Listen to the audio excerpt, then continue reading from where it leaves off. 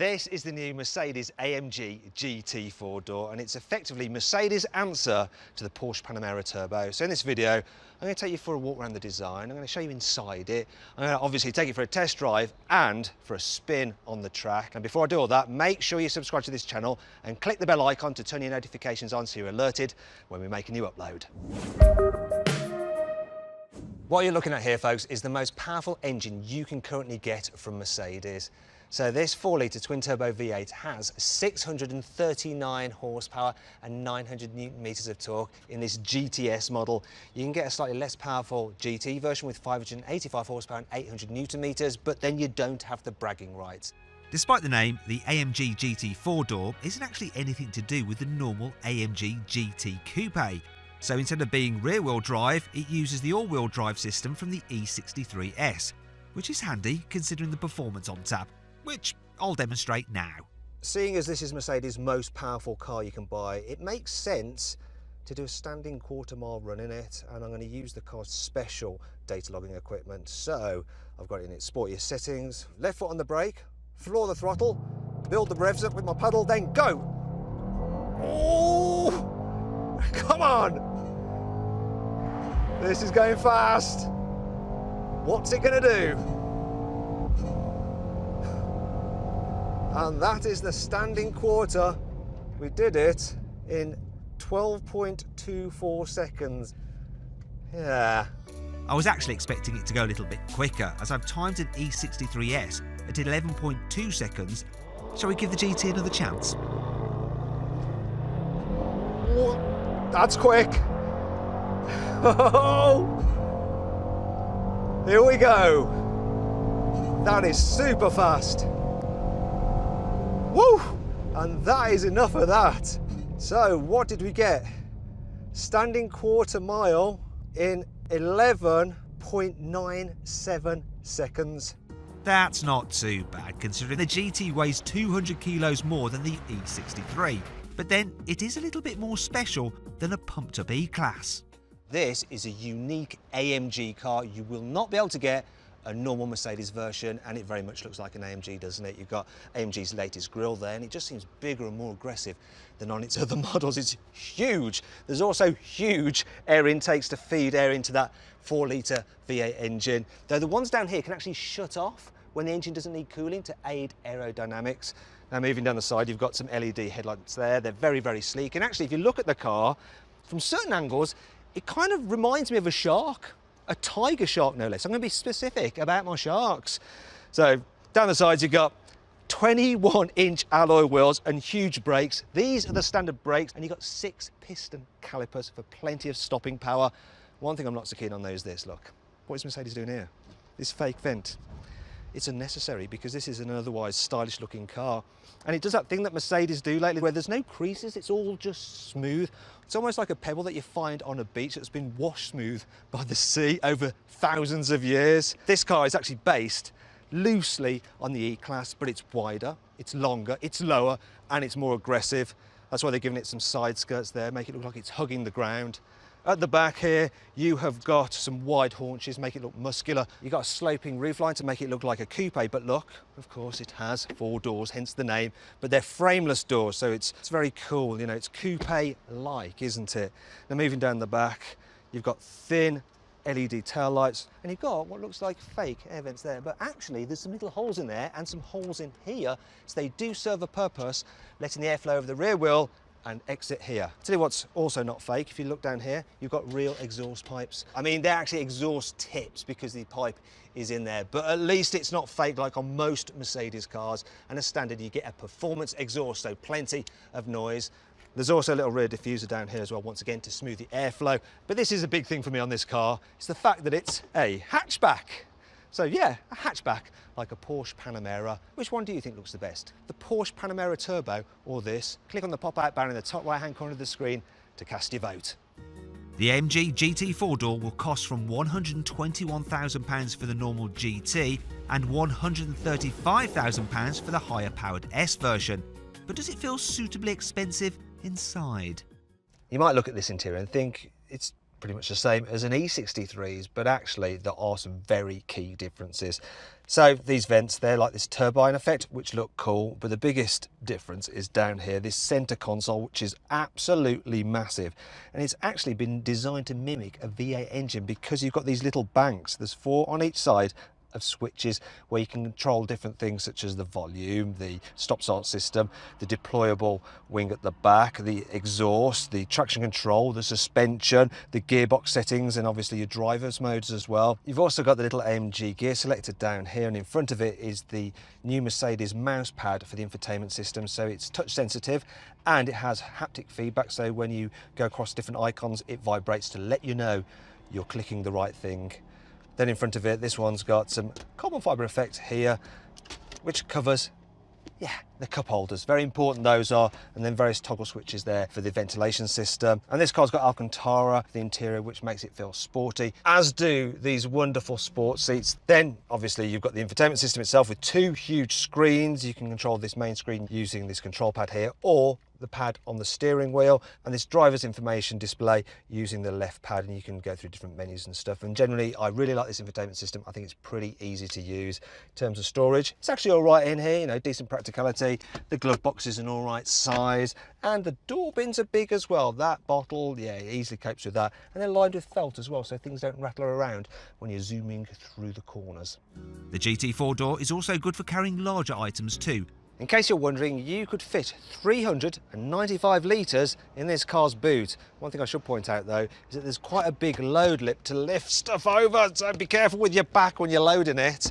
There is some more storage space just under here as well if you need it. An extra 66 litres, and if I fold the rear seats down, which I can do electrically by pressing these buttons, you then have a flat load area with 1,324 litres of space. Yes, I know I'm being very precise, but this is a German car and the Germans demand that you are precise. Also in the interests of precision, I asked someone to chauffeur me so I could see what it's really like to travel in the back of this 4-door coupe. So, is it salubrious enough? Well, despite that sloping roofline, it's actually quite spacious, look.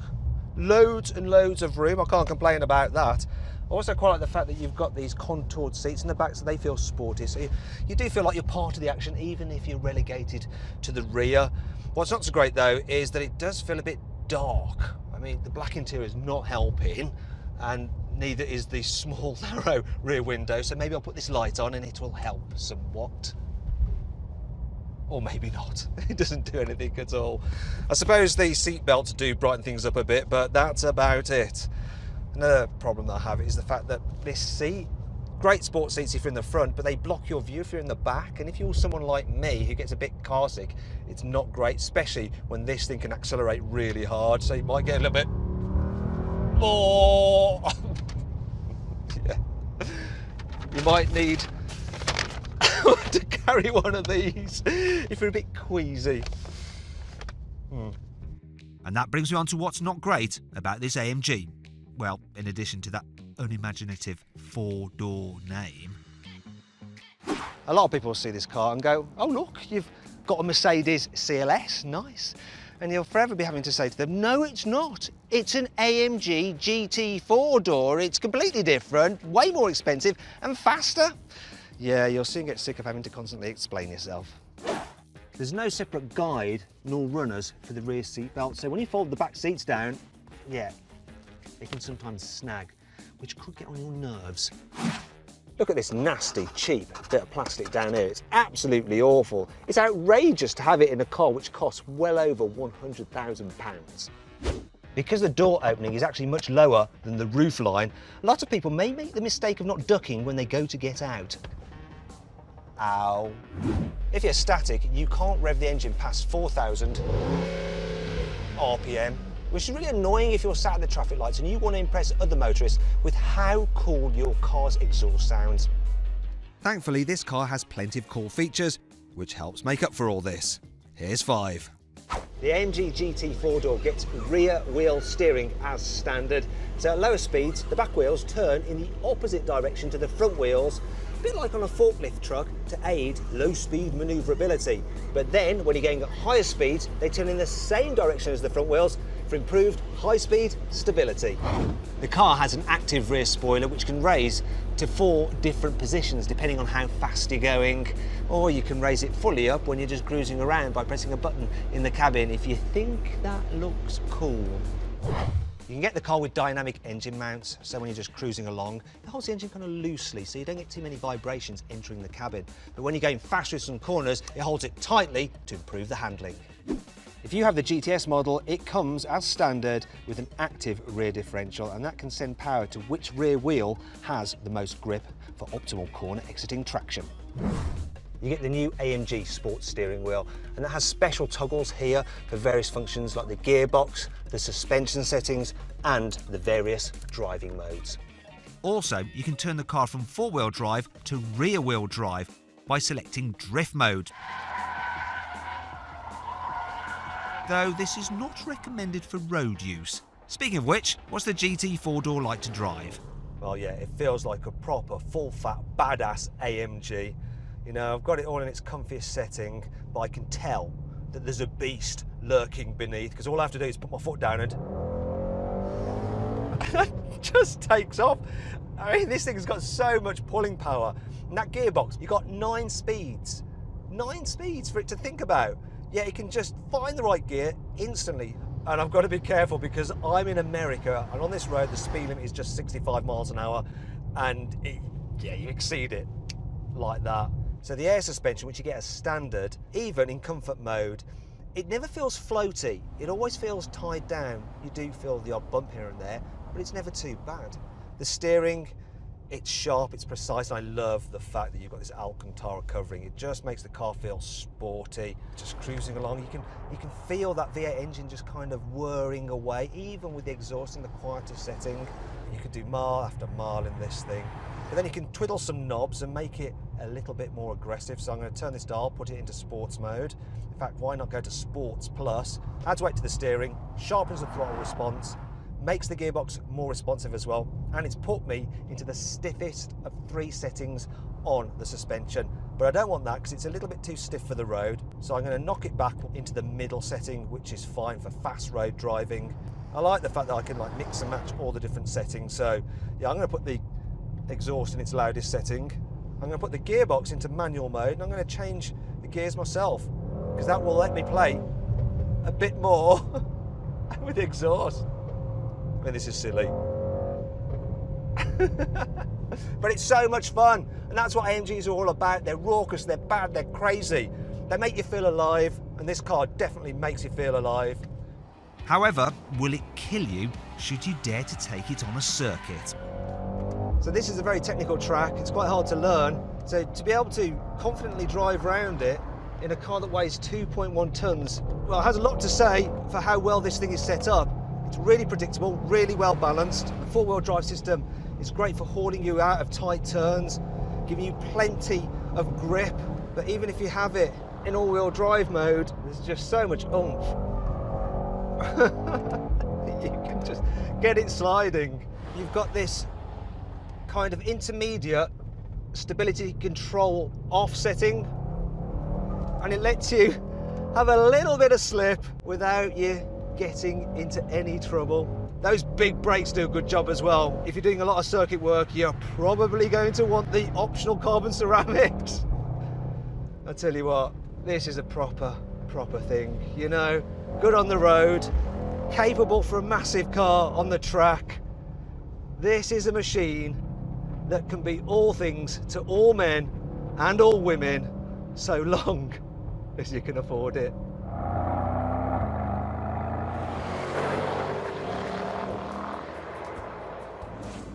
If you enjoyed this video, please like it, comment on it and share it. Also click on our logo to subscribe to this channel, and if you click on the bottom right hand corner you can actually watch more of our content. Meanwhile, click over to the right to go to our deals page to see how much money you can save on a new car at CarWow.